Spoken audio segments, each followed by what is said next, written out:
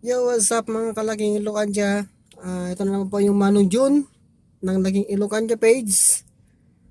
At tayo naman mababahagi ng mga kalaman tungkol sa pagkuha ng driver's license. Topic na yun ay renew at class change classification at add restrictions. Okay? Una dyan is kung renew, ibig sabihin yan wala kang babaguhin. Okay?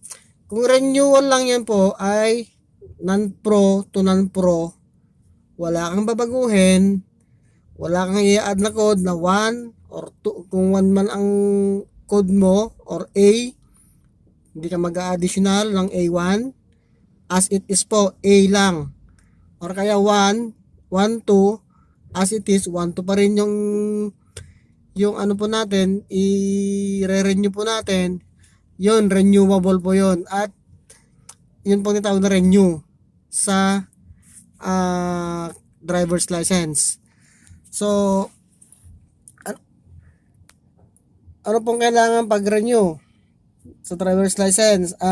Ano pong dapat kailangan sa renewal? Pag renewal, kailangan mo mag-CDE exam yan. Kailangan mo ng portal account, then take the CDE exam sa portal. Tapos, i-print po natin yung CDE. Dalhin po yun sa pinakamalapit na LTO. At pag mag-medical na rin po kayo, then dalhin sa LTO office. Ipasa nyo po yun, yung mga requirements na yan. Okay? Tip ko lang, pagkuha nyo ng medical, sa pagkuha po ng medical ay pupunta po tayo sa mga outside ng LTO kasi mas mura po talaga yun, mas malaki yung matipid nyo. May pangmerenda na kayo nun na 400, may ganun na ano eh, may mga ganun na mga price 400 to 500 ganun, mga ganung price lang ng medical. Kasi sa LTO mismo kasi yan 600. Okay, sa rehistro naman not rehistro, sa ad restrictions yan, pag ad restriction sa change classification non-pro to pro, ibig sabihin galing kayo non-pro to professional, kailangan po sa LTO po mismo pupunta para sa examination. Okay? So, ano po ang kailangan nyo pag nagpa-proof kayo? Additional lang po yan ng kaya requirements nyo is TIN ID para sa professional po. Kasi tax para sa ano kasi natin ng tax yan eh sa TIN. Kaya kailangan ng TIN ID. Okay, o kaya TIN number lang yan kasi sa akin dati TIN number lang ang pinasa ko nung nag-change classification ako. Okay, minimal lang din naman yan. Pag change classification, almost parehas lang din pag nag-renew. Okay. So, yun lang. Pag restriction, ganun din.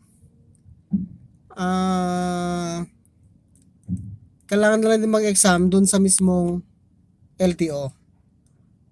Okay, ang alam ko pag sa change at sa add restrictions, pag add restrictions, kailangan mo na ng PDC dyan.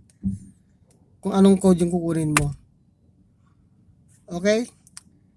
Sana nakatulong tong video na to para sa'yo na kumukuha ng driver's license o kay magre-renew ng driver's license. Ulitin po natin ha. Ang driver's license po ay may kategorya na hindi po natin sinasabing renew. Renew po ang tawag kapag non-pro to non-pro na wala kang babaguhin sa restrictions mo. Okay? Change address, okay lang yon. Hindi kasama yon sa ano sa sa ating status doon. Walang kinalaman yon sa change address. Okay? Tapos pag non-pro to professional, non-professional to professional, change classification po tawag dyan. Pagka mag-add lang po ng codes, pag nagpa-add po ng codes, hindi po rin po tinatawag na renew yan. Add restriction po ang tawag po dyan. Okay po? So maliwanag po yung tatlo mo na po yan ha. Renew,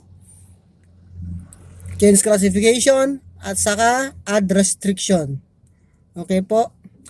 Additional ko na rin po sa student permit student permit, hindi po student license. Ang student permit po ba ay renewable? Yes po, renewable po. Pag hindi ka pa po ready kumuha ng non-promo, pwede mo pa po siyang ipa-renew on or before na mag-expire yung student permit po natin. Okay? So sana po nakatulong po yan o nakatulong po tong video na to sa mga magpaparenew at magpapa-add restriction, magpa-change classification, at yung mga gustong magpa-renew ng student permit. Okay po, ito po ang inyong Manong Jun ng Lucky Ilocania page. Follow for more. Please like, share, comment sa ating live po. Salamat!